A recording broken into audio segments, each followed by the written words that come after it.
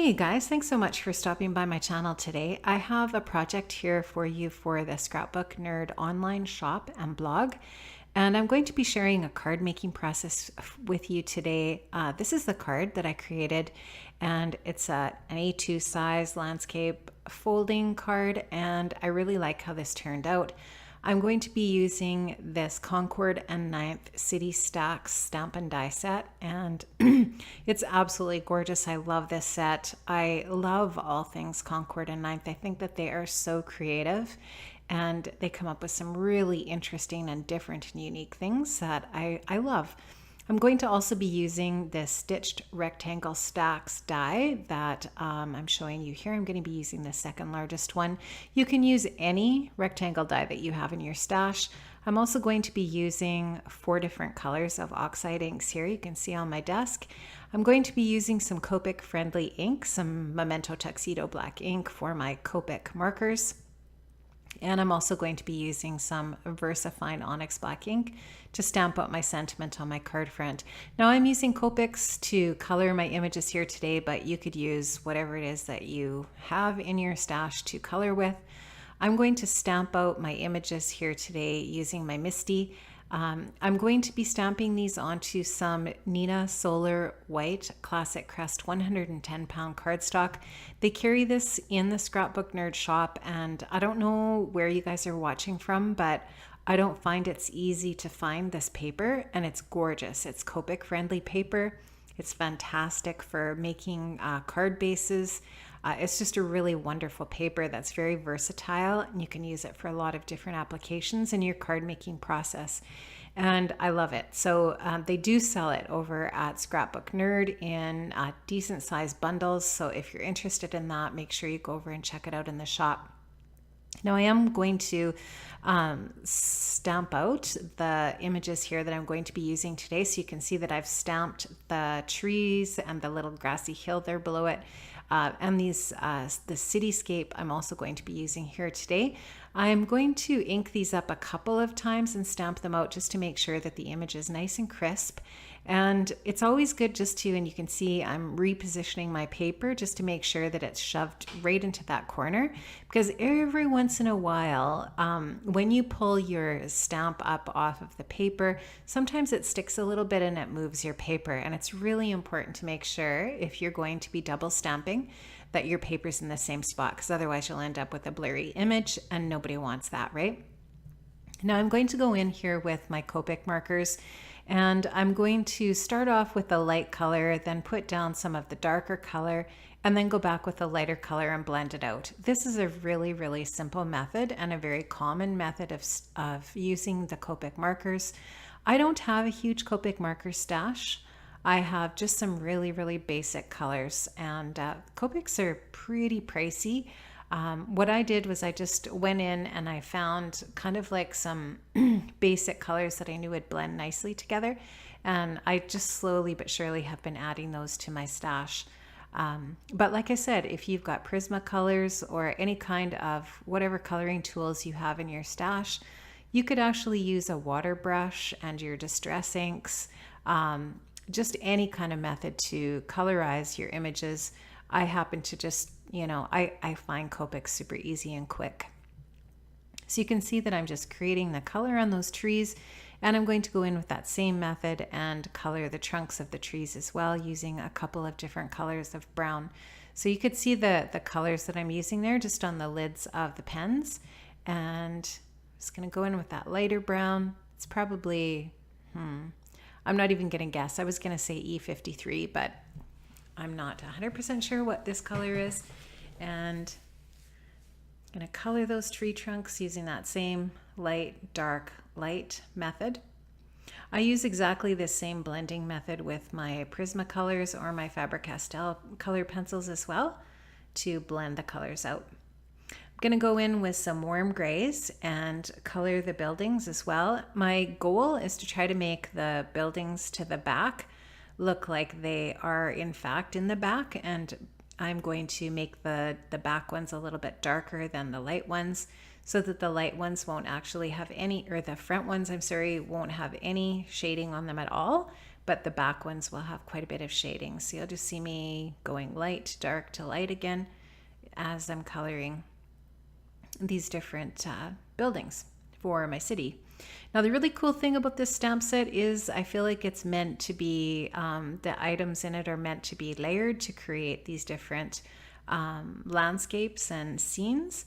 And they are so super cool. I really, really find this set very unique.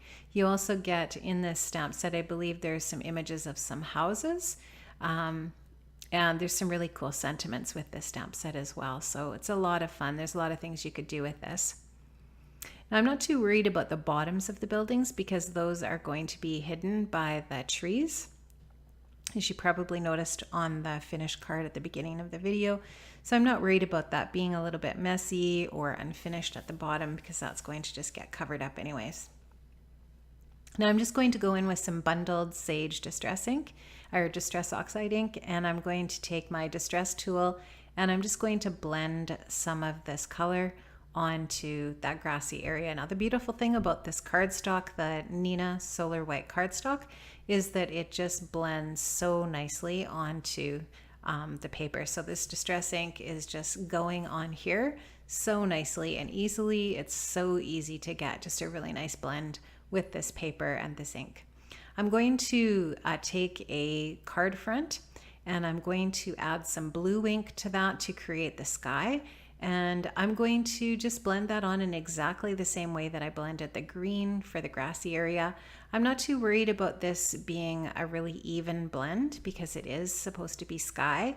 And so, you know, when you look at the sky, it's got some depth to it because of the variations in light and dark.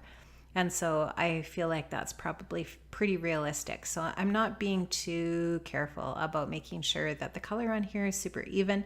I'm also going to be adding some water droplets to this to distress it a little bit, and that will make it just look a little bit more interesting as well. So you can just see me finishing that up, and the next step will be just to, I believe that's when I'm going to add some water to this. So I'm just all done now with adding the inks, and I am going to use the stitched rectangle stacks die on this card front to cut it out so that it does have that nice finished stitch detail on it. So there you can see I'm just spritzing that with some water with my distress water spritzer. You can use whatever you have to spritz things with water. I'm going to do the same thing with the grassy area as well. I just want to give that a little bit of a distress look also.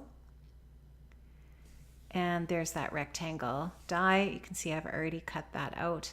And I'm going to use the tree dies to cut the trees out, and then I'm also going to use that rectangle die on this piece as well, which you'll see me do here in a minute.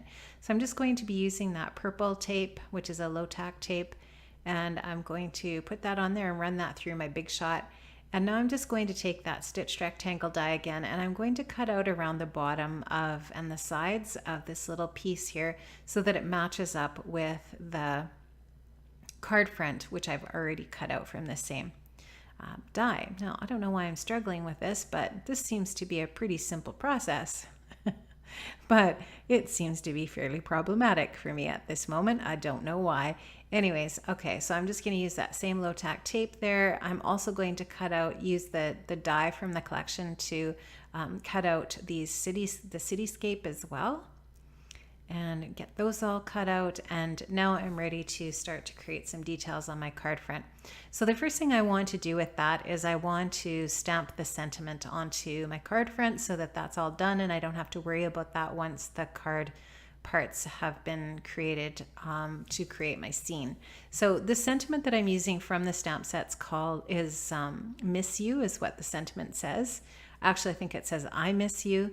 And I'm going to use the VersaFine Onyx Black ink, which is really super nice and crisp for sentiments, to stamp that out. The only thing about this ink that's a little bit problematic is it does dry a little more slowly. You just have to be aware of that, that's all. And so I'm just going to set that aside for a minute to let that have a chance to get good and dry. In the meantime, I'm just going to take another piece of the Neenah cardstock and I'm going to create my card base. I'm going to just score this with my scoreboard at 4 1/4, and that will create my 4 1/4 by 5 1/2 card. So there's my landscape card with the fold at the top, and now I am all ready to create the details for my card front. So I'm just going to take that card front and I'm going to adhere that down with some repositionable adhesive. It wouldn't matter if you used permanent adhesive. You could also use liquid adhesive, just whatever you have. And I'm going to adhere this down to my card front. Now I'm going to take my cityscape piece and I'm going to add that down as well, and just going to position that so that it's kind of in a cool spot for where the sentiment is that I've got stamped. And then I'm going to add the trees to the front. Now I'm sorry I'm out of frame here, but what I'm doing is I'm just adding a little bit of foam adhesive, which is dimensional adhesive, to that tree part so that it sticks up in dimension to that those buildings. Just going to position that on there so that it's lined up with the sky piece that I have that was cut with that rectangle die. And now you can see that that's nice and dimensional on top of those buildings.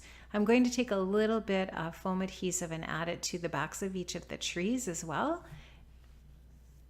just so that the trees also have some dimension to go along with the bottom of that piece. And I'm liking how that's looking. So yeah, I'm just going to add some finishing details at this point. I believe this is where I grab my Nouveau shimmer pen, and I'm going to add a little bit of shimmer and shine to the green part of the trees. And I love this pen, by the way. This is one of my favorite shimmer pens. Definitely love it. It's just clear shimmer. It just adds a really nice detail to your card. Now I'm going to also create a little impression of a sun in the sky also, and how I'm going to go about that is I'm just going to take a hole punch and cut out a little circle, and then I'm just going to take some Distress Oxide ink in a yellow, and I'm going to just colorize that little sun. I'm going to put a little glue dot on the back of that, and I'm going to stick that up into the sky on my card front. I'm going to cut out one of the hearts using a heart die from the City Stacks set as well, and I'm going to colorize it the same way that I did the sun with some pink Distress Oxide ink as well. I think I used Worn Lipstick for that. And that is going to be it for my card. So this card came together very, very easily. This is a fantastic Stampin' Die set. I really love it. When I created this card, it was still in stock in the shop. I'm not sure if it still is, but the ladies over at Scrapbook Nerd do a great job of stocking lots of Concord and 9th stuff in the shop, and it is definitely a favorite for me. I love their stamps and dies. They're amazing.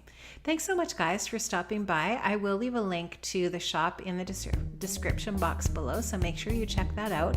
And I hope you have an amazing day. And if you like my card, please give me a thumbs up and make sure you leave me a comment. Thanks so much, guys, and I'll see you another time. Bye-bye.